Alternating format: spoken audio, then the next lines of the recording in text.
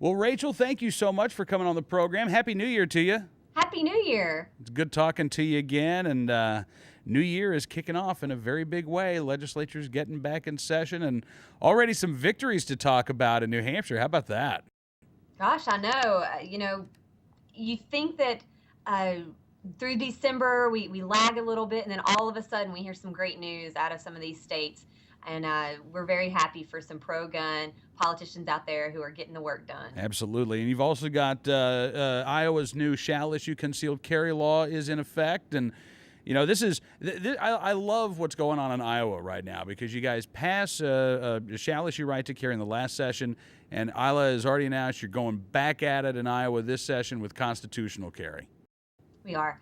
And it's really great news in Iowa. You know, the new law just went into effect, and they're having people come in droves to apply for their permits. And in some of the articles that we've been reading, we're talking in one day, they're getting as many permit applications as they did in 2 weeks or a month prior to shall carry being passed. And that's great news. And that just shows that lawful people want to exercise their rights to carry a firearm. And it's funny, there's a quote in one of these articles, and it said that, and this is the reason why I think it's so important that we pass these concealed carry laws, and that's because we had a sheriff in one of the counties say that he denied people if they didn't have a good reason that they needed a permit.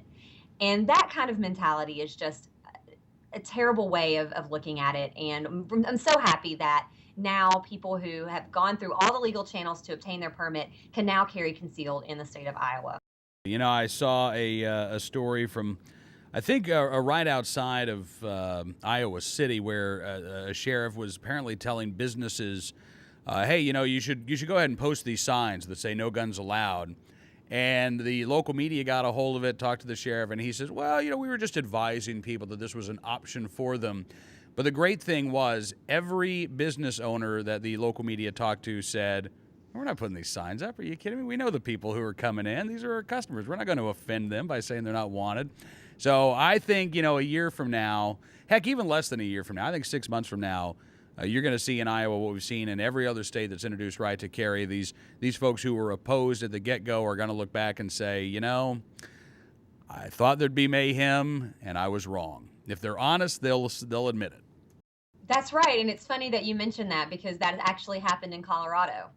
Oh, really? A columnist said that, you know, when Colorado expanded their laws, that there may be something wrong if there's more guns out there, but he ate his words and he came right back out and said that he was wrong and that right to carry is working in the state of Colorado. That's great news, and it's true because every single time that right to carry has been tried, crime has gone down, law-abiding citizens have been responsible for their own personal safety, and they no longer have to rely on the police or others when criminal activity is happening to them right then and there.